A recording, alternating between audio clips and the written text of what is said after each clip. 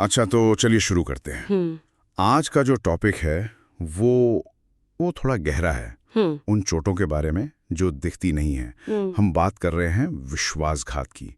मतलब जब कोई ऐसा इंसान आपका भरोसा तोड़ता है जिस पर आप पूरी तरह निर्भर हैं। और इसका असर बहुत गहरा होता है। हाँ, और इसी को समझने के लिए हमारे पास पालो आल्टो यूनिवर्सिटी के शोध से लेकर थेरेपी गाइड्स और नृत्य विज्ञान के कुछ बहुत दिलचस्प लेख हैं। और इन सब के जरिए हम एक सवाल का जवाब खोजने की कोशिश करेंगे, है ना, कि जब कोई हमारा विश्वास तोड़ता है तो हमारे अंदर असल में क्या टूटता है और क्या उसे फिर से जोड़ा जा सकता है। ये एक बहुत बड़ा सवाल है। और इसका जवाब सिर्फ भावनाओं में नहीं है।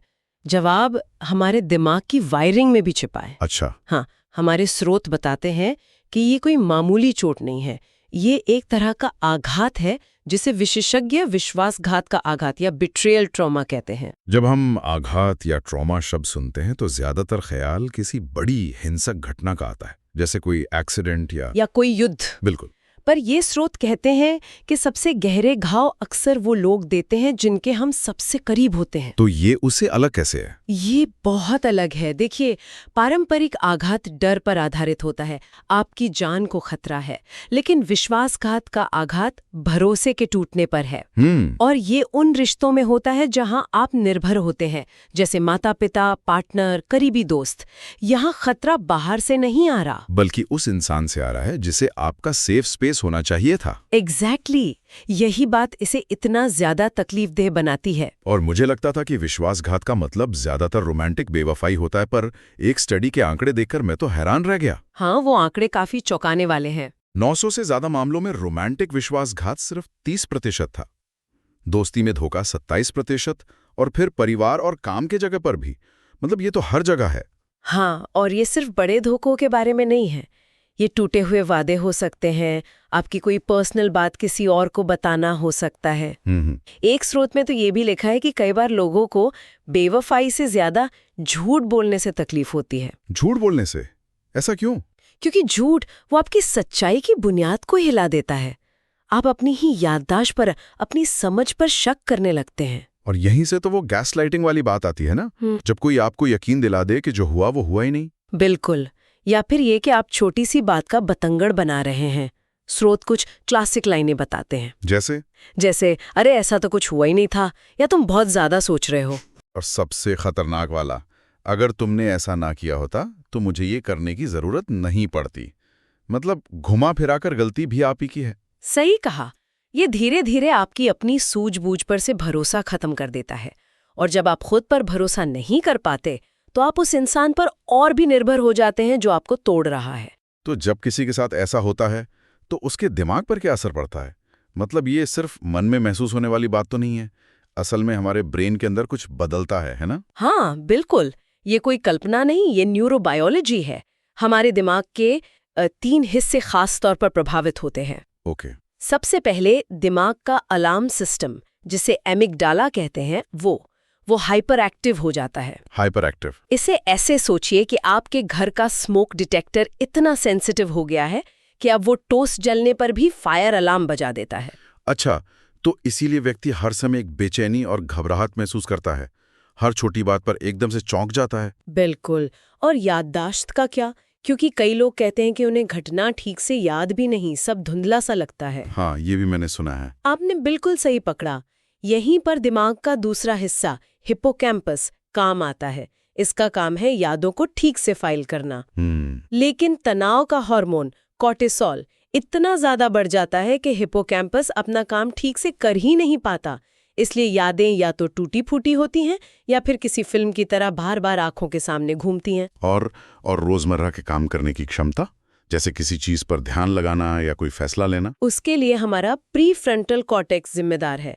आप इसे दिमाग का सीईओ समझ सकते हैं। ठीक है। आघात के बाद ये सीईओ एक लंबी छुट्टी पर चला जाता है, इसलिए छोटे छोटे फैसले लेना, किसी चीज पर फोकस करना, ये सब बहुत मुश्किल हो जाता है। और दिलचस्प बात यह है कि शोध में पाया गया कि विश्वासघात से दिमाग पर जो पैटर्न बनता है वो शारीरिक हमले से बचे लोगों के ब्रेन पैटर्न जैसा ही होता है। हाँ, ये एक बहुत जरूरी पॉइंट है। भावनात्मक घाव उतने ही असली और जैविक होते हैं। वाह, मतलब हमारा दिमाग हमें बचाने के लिए सचमुच सच्चाई को अनदेखा कर सकता है। ये तो ये तो एक अविश्वसनीय सर्वाइवल मैकेनिज्म है। है ना?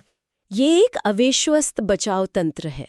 शोधकर्ता जेनिफर फ्रेड, जिन्होंने इस पर बहुत काम किया है, इसे विश्वासघात अंधापन या बिट्रेयल ब्लाइंडनेस कहते हैं। विश्वासघात अंधापन। हाँ, जब आप किसी पर जीवित रहने के लिए निर्भर हैं, जैसे एक बच्चा अपने माता पिता पर, तो ये मानना कि वही आपको नुकसान पहुंचा रहा है बहुत खतरनाक हो सकता है। क्योंकि इससे वो रिश्ता ही खत्म हो सकता है जिसकी जरूरत है। बिल्कुल, तो दिमाग उस जानकारी को ही ब्लॉक कर देता है।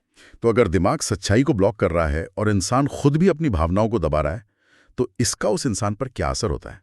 एक स्रोत में खुद को चुप कराने या साइलेंसिंग द सेल्फ के सिद्धांत का जिक्र था। हाँ, ये दोनों चीजें साथ साथ चलती हैं।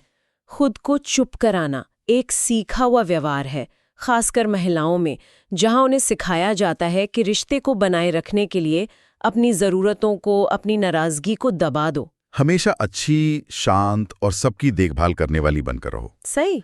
और इससे एक बटा हुआ व्यक्तित्व या डिवाइडेड सेल्फ बन जाता है। मतलब बाहर से इंसान खुश दिखता है और सब कुछ ठीक होने का दिखावा करता है, लेकिन अंदर ही अंदर वो गुस्से और विद्रोह से भरा होता है। और यही मुस्कुराते हुए अवसाद या स्माइलिंग डिप्रेशन की जड़ है ना? बिल्कुल। बाहर से देखने पर वे लोग बहुत सफल, खुशमिजाज और परफेक्ट लगते हैं, लेकिन अंदर से वे गहरे दुख और अकेलेपन से जूझ रहे होते हैं। उन्होंने अपनी पीड़ा को एक बहुत ही कुशल मुखौटे के पीछे छिपा लिया होता है। तो ये घाव सिर्फ उस एक इंसान तक ही सीमित नहीं रहते, ये परिवारों में पीढ़ियों तक जा सकते हैं। हाँ, यहीं पर एक मॉडल आता है जिसे HIT कहते हैं। हिट नाम सुनने में थोड़ा जटिल लगता है, हिस्टोरिकल इंटरजेनरेशनल ट्रॉमा ट्रांसमिशन। इसका सरल मतलब क्या है? इसका सीधा सा मतलब ये है कि बड़े ऐतिहासिक आघात जैसे गुलामी, बंटवारा या किसी समुदाय पर लंबे समय तक हुआ अत्याचार परिवारों में एक पीढ़ी से दूसरी पीढ़ी तक कैसे पहुंचते हैं। मतलब ये सिर्फ बुरी यादें नहीं हैं? नहीं, ये व्यवहार, डर और यहाँ तक कि जैविक बदलाव भी हैं जो आगे बढ़ते हैं। यह मॉडल 5 चीजों को देखता है: परिवार कितना कमजोर है, बच्चे कितने कमजोर हैं, और साथ ही परिवार और बच्चों में मुश्किलों से लड़ने की कितनी ताकत है। मतलब ये सिर्फ नेगेटिव चीजों के बारे में नहीं है, बल्कि लचीलेपन और हिम्मत के बारे में भी है। हाँ, और यहीं पर एक बहुत ही व्यावहारिक बात सामने आती है कि माता-पिता अपने साथ हुए आघात के बारे में बच्चों से कैसे बात करते हैं, ये बहुत मायने रखता है। अच्छा। दोनों ही एक्सट्रीम्स नुकसानदायक हो सकते हैं। मतलब या तो उस बारे में बहुत ज्यादा और बहुत विस्तार से बात करना जो बच्चे को डरा सकता है, हाँ, या बिल्कुल भी बात ना करना जिससे एक अजीब सी चुप्पी छा जाती है और बच्चा अपनी कल्पना से उस खाली जगह को भरता है, जो अक्सर सच्चाई से भी ज्यादा डरावनी होती है। सही। स्रोत एक संयमित प्रकटीकरण शैली या मॉड्यूलेटेड डिस्क्लोजर स्टाइल का सुझाव देते हैं। मतलब आप बात करें, लेकिन बच्चे की उम्र और समझ के हिसाब से, सही समय पर, सही तरीके से। हाँ, ये एक बहुत बड़ा सुरक्षा कवच बन सकता है जो आघात के असर को कम करता है। तो ये चुप्पी, ये खुद एक किरदार बन जाती है कहानी में। हमारे निर्विज्ञान के एक स्रोत में इस पर एक बहुत दिलचस्प बात कही गई थी कि चुप्पी सिर्फ आवाज का न होना नहीं है। नहीं, बिल्कुल नहीं। ये अपने आप में एक शक्तिशाली चीज हो सकती है। ये प्रतिरोध का एक रूप हो सकती है। जुल्म के खिलाफ चुप रहकर विरोध करना, या जीवित रहने की एक रणनीति हो सकती है। हाँ, चुप रहकर खुद को बचाना। या फिर ये इतने बड़े नुकसान से निपटने का एक तरीका हो सकती है जिसके लिए शब्द ही ना हो। और कभी-कभी जो बातें नहीं कही जाती हैं, उनकी गूंज कही गई बातों से ज्यादा गहरी होती है। बिल्कुल। स्रोत इसे डरावनी चुप्पी या हॉन्टिंग साइलेंसेस कहते हैं।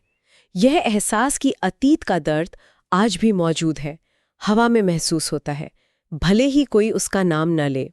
ये सब सुनने में बहुत भारी लगता है, लेकिन अच्छी बात यह है कि हमारे स्रोत सिर्फ समस्या के बारे में बात नहीं करते, वे समाधान और उपचार के बारे में भी बहुत कुछ बताते हैं। हाँ, और ये बहुत जरूरी है। तो इन गहरे घावों को भरने की प्रक्रिया कैसी दिखती है? ये सिर्फ बात करने से तो कहीं ज्यादा है ना? हाँ, उपचार दिमाग से पहले शरीर में शुरू होता है। आप उस समस्या से बाहर निकलने की बात नहीं कर सकते जिसे आपका शरीर अपने अंदर समेटे हुए है। मतलब गहरी सांस लेने और ग्राउंडिंग जैसी तकनीकें बहुत जरूरी हैं। ये आपके घबराए हुए नर्वस सिस्टम को शांत करती है। अच्छा, जैसे कि एक स्रोत में एक बहुत ही सरल 4 स्टेप वाली तकनीक बताई गई है। पहला, दोनों पैरों को जमीन पर मजबूती से महसूस करें। ठीक। फिर 3 गहरी सांसें लें। फिर ऐसी 5 चीजों के नाम लें जो आप अभी देख सकते हैं। और आखिर में धीरे से अपने शरीर को स्ट्रेच करें, या हिलाएं। ये आपको उस डरावनी याद से निकालकर वर्तमान क्षण में वापस ले आता है। बिल्कुल। शरीर को शांत करने के बाद अगला कदम है एक सपोर्ट सिस्टम बनाना। लोगों से जुड़ना। हाँ, अलगाव आघात को और भी बदतर बना देता है। ऐसे लोगों से जुड़ना जो आपकी बात समझते हैं, जो आपको जज नहीं करते हैं, ये हीलिंग का एक बहुत बड़ा हिस्सा है। और फिर बेशक थेरेपी है। मैंने EMDR थेरेपी के बारे में पढ़ा, जिसकी सफलता दर काफी ऊंची बताई गई है। ये काम कैसे करती है? मतलब आंखों की हरकतों का भावनात्मक घावों से क्या लेना देना है? EMDR एक बहुत ही दिलचस्प तकनीक है। इसमें थेरेपिस्ट आपको दर्दनाक याद के बारे में सोचने के लिए कहता है और साथ ही आपकी आंखों को एक तरफ से दूसरी तरफ घुमाता है। यह प्रक्रिया मस्तिष्क को उस याद को फिर से प्रोसेस करने में मदद करती है, ताकि वो एक खुली हुई नस की तरह दर्दनाक ना रहे, बल्कि एक पुरानी कहानी की तरह फाइल हो जाए। और इसकी सफलता दर वाकई बहुत ज्यादा है। हाँ, एक स्टडी में तो सिर्फ 3 सेशन के बाद 84 से 90% तक सफलता दर देखी गई। एक स्रोत में एक पार्टनर की कहानी का जिक्र था जिसने विश्वासघात का अनुभव किया था, और उसकी एक बात मेरे दिमाग में अटक गई। क्या? उसने कहा, विडंबना ये है कि जिस इंसान ने मुझे तबाह कर दिया, मुझे उसी पर निर्भर रहना पड़ रहा है एक ऐसा रिश्ता बनाने के लिए जिसे मैंने तबाह नहीं किया था। यह एक बहुत ही क्रूर लेकिन सच्ची हकीकत है, खासकर जब आप उस रिश्ते में रहने का फैसला करते हैं। हाँ। और यहीं पर वल्नरेबिलिटी यानी खुद को कमजोर दिखाने की हिम्मत का विचार बहुत महत्वपूर्ण हो जाता है। हमारे समाज में तो इसे अक्सर एक कमजोरी के रूप में देखा जाता है। बिल्कुल, लेकिन शोधकर्ता ब्रेने ब्राउन, जिनका जिक्र हमारे स्रोतों में है, कहती हैं कि यह साहस का सबसे बड़ा रूप है। वो कहती हैं कि वल्नरेबिलिटी ही प्यार, अपनेपन, रचनात्मकता और खुशी की जन्मभूमि है। मतलब ये उस मुखौटे को उतारने के बारे में है जिसे हमने खुद को बचाने के लिए पहना था, और दुनिया को अपना असली रूप दिखाने के बारे में है, भले ही इसमें फिर से चोट लगने का खतरा हो। हाँ, और ये वास्तव में हिम्मत का काम है। उपचार का मतलब ये नहीं है कि आपको फिर कभी चोट नहीं लगेगी। इसका मतलब है कि आप फिर से भरोसा करने का साहस चुनते हैं। हाँ, ये जानते हुए कि सार्थक रिश्ते बनाने का यही एकमात्र तरीका है। तो आज की इस पूरी बातचीत को अगर हम समेटें तो हम उस सवाल पे वापस आते हैं जो हमने शुरू में पूछा था, क्या टूटता है और क्या इसे जोड़ा जा सकता है। हमने देखा कि विश्वासघात का आघात हमारे दिमाग की वायरिंग को बदल देता है, जिससे विश्वासघात, अंधापन और खुद को चुप कराने जैसे मैकेनिज्म पैदा होते हैं। और ये कमजोरियां नहीं है, बल्कि जीवित रहने के तरीके हैं। सही। हमने ये भी देखा कि ये दर्द पीढ़ियों तक गूंज सकता है, और चुप्पी सिर्फ खालीपन नहीं बल्कि गहरे अर्थों से भरी हो सकती है। लेकिन सबसे जरूरी बात ये कि हीलिंग संभव है। ये शरीर से शुरू होती है, समर्थन से ताकत पाती है, और अंत में वल्नरेबिलिटी को एक ताकत के रूप में अपनाने की हिम्मत से पूरी होती है। इस पूरी बातचीत से एक आखिरी विचार मेरे मन में आ रहा है। स्रोत बताते हैं कि कैसे आघात मस्तिष्क के डिफॉल्ट मोड नेटवर्क को बदल सकता है। हाँ, वो नेटवर्क जो हमारी आत्म पहचान से जुड़ा है। हाँ, मतलब हम अपने बारे में क्या सोचते हैं, उससे आघात के बाद ये हमारी पहचान का एक मुख्य हिस्सा बन सकता है। हाँ, और ये एक बहुत गहरा सवाल खड़ा करता है। अगर उपचार मस्तिष्क को वापस बदलता है, तो क्या इसका मतलब ये है कि आप उस हिस्से को छोड़ रहे हैं जो आप बन गए हैं? आत्म की एक नई भावना का निर्माण करने का क्या अर्थ है? क्या ये पुराने के खंडहरों पर एक नई इमारत बनाना है, या उसके साथ साथ कुछ नया बनाना है? ये एक ऐसा विचार है जिस पर सोचा जा सकता है। क्या आप वाकई वैसे ही वापस जा सकते हैं जैसे आप पहले थे, या उपचार का मतलब उस व्यक्ति के साथ शांति बनाना है जो आप उस आघात के कारण बन गए?